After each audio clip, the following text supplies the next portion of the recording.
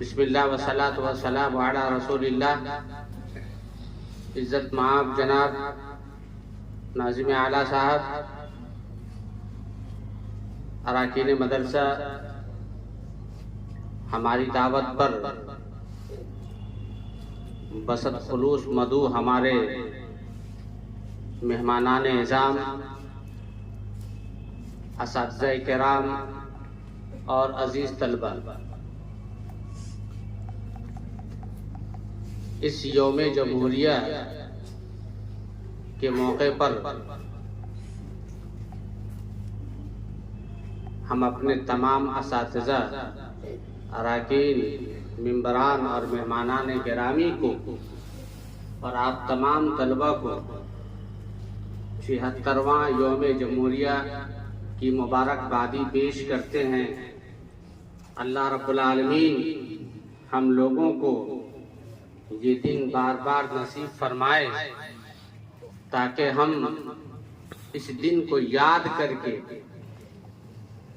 کہ اسی دن ہمارا ملک جمہوری ملک بنا تھا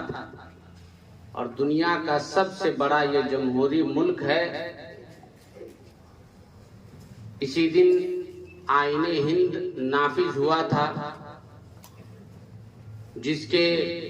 بنانے میں، جس کو ترتیب دینے میں بڑے بڑے ودوان اور بڑے بڑے ماہرین علم و فن نے کردار ادا کیا تھا، جن میں سب سے بڑا نام جو پیش کیا جاتا ہے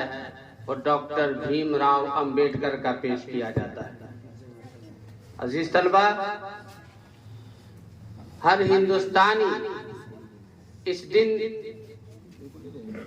قومی ترنگا کو، پرچم کو لہرا کر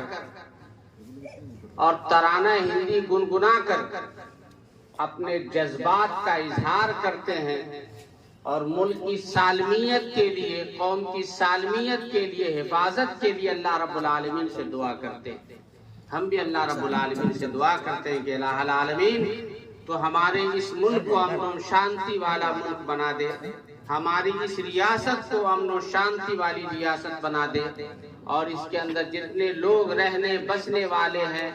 چاہے وہ جس مذہب اور مسلک کے ماننے والے ہوں، ان تمام لوگوں کو امن و چین کے ساتھ زندگی گزارنے کی توفیق عطا فرما، آمین تقبل یا رب العالمین۔ میں آخر میں اپنے تمام مہمانان گرامی قدر کا اور اپنے ناظم اعلیٰ صاحب کا، اراکین کا، اساتذہ کا اور آپ تمام طلبہ کا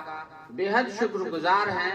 کہ آپ لوگ اس موقع پر اکٹھا ہوئے، قومی ترنگا پھہرایا گیا، ترانہ ہندی گنگنایا گیا، اس موقع پر آپ تشریف لائے، آپ کا بہت بہت شکریہ۔ اس موقع سے جہاں تک اور جتنا ممکن ہو سکا ہے ہم نے آپ کے خورد و نوش کا ہلکا سا انتظام کیا ہے۔ عزیز طلبہ سے گزارش کریں گے کہ لائن با لائن آپ سیڑھی کی طرف جائیں گے اور اپنی مٹھائی لیتے ہوئے جائیں گے۔ اسی طرح ہم اپنے کارندے اور رضاکار حضرات سے گزارش کریں گے کہ ہمارے مہمانان اعظام یہاں تشریف رکھے ہیں، ان کے لیے بھی جو ممکن ہو سکا ہے وہ پیش کریں۔ اللہ رب العالمین ہم لوگوں کو یہ دن بار بار نصیب فرمائے۔ والسلام علیکم ورحمۃ اللہ۔